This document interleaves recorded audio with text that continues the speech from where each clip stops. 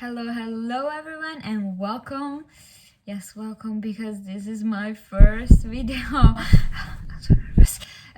Welcome to my channel, to my YouTube channel. My name is Annalisa, and in this video we're gonna cover everything that prospective students have to know while trying to get admitted for graduate school in Korea. So especially for GSIS, so Graduate School of International Studies, they usually has all classes in English, and it's very popular among foreigners that want to study for their master's degree in Korea but are a bit scared of taking a full master course in Korean. And yeah, that could be pretty scary. So if you want to study in English but in Korea, you can consider applying to GSIS.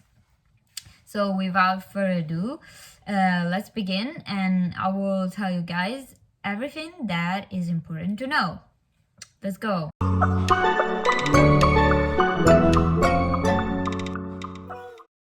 Read the admission guide carefully. This is very important. The admission guide is your best friend, and the university website is the first and most reliable source of information. Some university and of course GSISs in Korea may have their own like Instagram, LinkedIn, YouTube, whatever, and you can of course look for that content while like preparing your admission, but be careful because sometimes these channels like are not always updated. They may have wrong information, so be really careful and always check the website. If the admission guidelines for the semester you want to apply for are not available yet, you can still refer to the previous semester guidelines, and when the new admission guide gets uploaded on the website, you can compare the two admission guides and see if there are like any major differences in what you prepared. This is very important because especially if you're not from an English speaking countries, you will need at least 2 months to prepare all your documents, because there will be a very stressful period of your life. You will have to write and check a lot of stuff, write to your university, request documents, and etc. and etc. So be sure to start this process very early so that you won't rush anything and you'll be prepared to apply and send your documents to the university as soon as the application opens. Second, always check in advance with your university if they can issue documents in English. If they can, this will save you a lot of money and a lot of time, because if the documents are not in English, you have to get your documents translated by an official translator, so that the university can check that these documents are authentic. The documents have to be translated in English if you're applying for a major that is English medium, and in Korean if you're applying for a major that is Korean medium, of course. But every university has different requirements, so you may also apply for a Korean medium major with documents in English. So that is really a thing that differs from uni to uni, so always check with them. And if you have any doubts, don't be afraid to ask via email. The admission office is there to reply to your questions, and it's always better to ask and not to mess up anything during your application. Just don't be afraid, and usually they reply very fast. So their service is amazing, and they helped me so much during my application process, and I've sent a lot of emails to a lot of different universities. I'll give you a list of usually what is required for every GSIS but also graduate school as well. So they usually all require an application form. The application form can be downloaded from the school website, and you just have to fill out your information. Some university may not require you to like download an application form, but they have an application portal where you can actually fill out all your information on a kind of website. And this is the case for Yonsei GSIS. I did not have to send them documents via post, but actually I only needed to submit scanned copies on this website, and after if you get accepted, they will ask you to send physical copies as well. But of course, if you try in different GSISs and then you end up not choosing Yonsei, as I did not send any documents. This is great for you because you can save a lot of money, because of course I chose to send my documents with express post service, for example DHL, and DHL is pretty expensive if you want to send documents to South Korea. It was about 55 euros if I remember correctly, around 60 euros, so it's very expensive. But of course the documents will arrive like the next day or in 2 days, and it's all tracked and all safe. So if you don't want to risk anything, it's better to use more pricier but reliable courier service, of course. They will also ask you for your diploma or certificate of graduation, or in the case that you manage to get it, a certificate of expected graduation, your official transcript of academic records. So as I said, they may ask you for sealed transcript, but if you have the signature of the secretary and the stamp of the school, they may accept it as well. They will also ask you for a copy of your passport. Sometimes they also ask for a copy of ID cards of your parents as well. And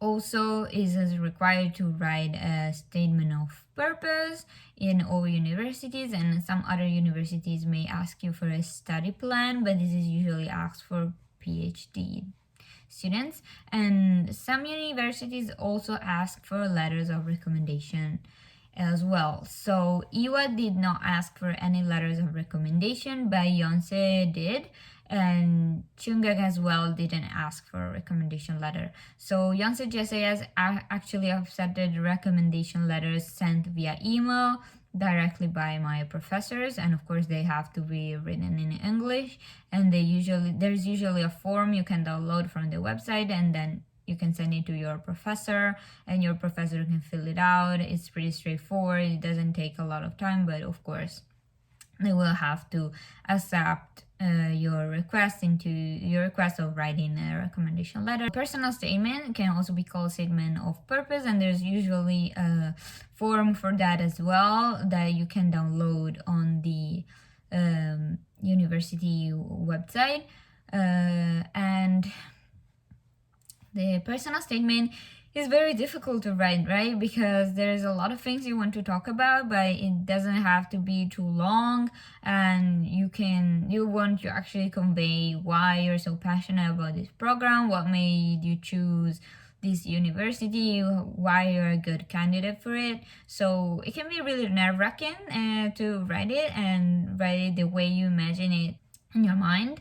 So of course, start writing early, take your time, because it's really an important factor in your application. And if you want some more tips on how I wrote my statement of purpose and what should be included in it, let me know, because I'm planning to do a separate video for the statement of purpose and the interview, so let me know. A very important document as well is the financial statement. The financial statement is an official bank statement that has to show a minimum balance of $20,000. So the bank statement can be also issued in another currency, but the amount of money should be equivalent or higher than $20,000. So this bank statement has to be issued in English, of course, and this can be pretty difficult to obtain. And of course, you have to make sure that you have $20,000 in your bank account. So be really careful and start preparing like your bank account in advance. So of course, you can also use proof of bank. Like you can also use a proof of having $20,000 from your parents' account. If you submit like your bank certificate and it has your dad's or mom's name on it, you're gonna have to provide birth certificate as well, so they can actually have legal proof of who your mom and dad is. So in my case, I submitted a multi-language birth certificate that I was able to ask like my local comune, and yeah, you can is where you actually ask for certificates like marriage, death, and birth certificates, as well as, of course, other things. It was not difficult for me to get a bank statement in English. I talked with the people at the bank, and they actually helped me and issued like a letter that stated that my dad had a balance that exceeded $20,000. He said the exact amount was written on it, the date, and of course it had a stamp and a signature on it. This is really important, so make sure to ask for that. And that made the most difficult thing to obtain in English, especially if like your bank is really not a big bank or big branch, so you may require to have that document translated. But yeah, just ask in advance if your bank like can provide service like that. And the bank statement, if the bank statement has an expiration date, it must be valid until a certain date. And usually for all these different requirements, you may refer to the admission guide, because sometimes they change. And also they actually at Ewha JSIS, they actually asked me for another bank statement, more recent bank statement, when they were trying to issue me the documents to get my visa for my D2 visa for the beginning of the semester. So actually take into consideration the fact that you may have to ask your bank to reissue these documents with a more recent date after you get admitted. For GSIS, since it's English medium type of graduate program, they usually require language proficiency test scores as well. So for example, TOEFL or IELTS or other type of exams are accepted, like TOEIC. Be sure to take it in advance. For Ewha JSIS, actually they require the original copy of my scores. So for TOEFL, it can be a bit difficult to have, for example, in Italy, you can request to have the PDF, of course, file available on the website, but get a printed copy of the scores mailed to you. But TOEFL doesn't use express courier services in Europe, so you're gonna get your paper certificate after 1 or 2 months, because they actually send it in a sealed envelope with a stamp from US. So it took a month and a half in my case, I say. Yeah, so I didn't have this paper certificate when I applied to Ewha. So at first I didn't know what to do, because they were not able to accept scores sent electronically. But actually I managed to get them a copy delivered of my scores, and that's how I did it. So since TOEFL offers an express courier delivery service for Korea, I thought that the best thing to do was to change my home address on the TOEFL website and put the GSIS office address instead. Then I requested for an additional copy of the scores to be sent to my address.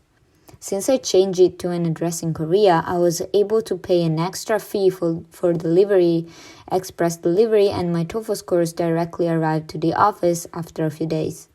If you have friends or relatives in Korea, you can also put their address and then ask them to deliver the scores letter for you to the university office. We go to our TOEFL page in personal information and preferences. We click that and we go to our address and change the location to South Korea and the address to the GSIS office. Of course, this is just an example, not a valid address. And then we save. After saving, we go to send additional score reports. We check our information once again and click next. We select scores from test date. You will see your scores once again. And then go to send an additional score report to me. You can check the address once again and you add it to the card and pay.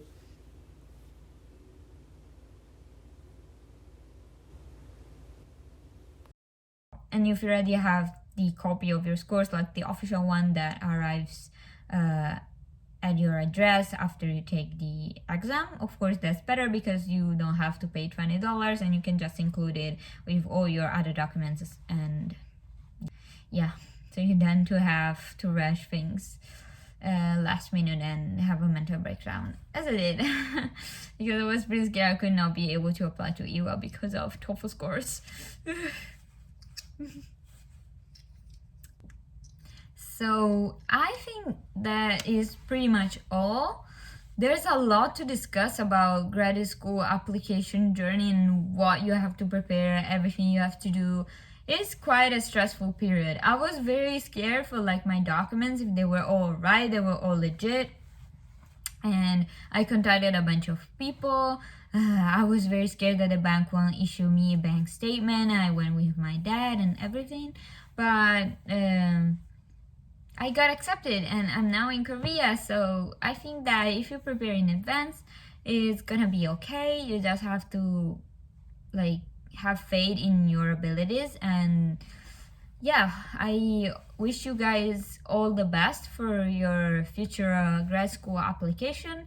And please, please, please, if you have any type of question, any type, even the stupidest question, just leave a comment down below. I will reply to every question and as best as I can. Of course, if I cannot reply, please ask the university office, because of course I do not know everything.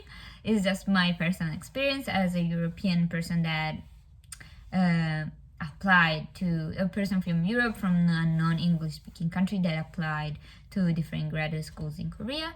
So thanks for watching my video. Thanks for staying and listening to me until this very end.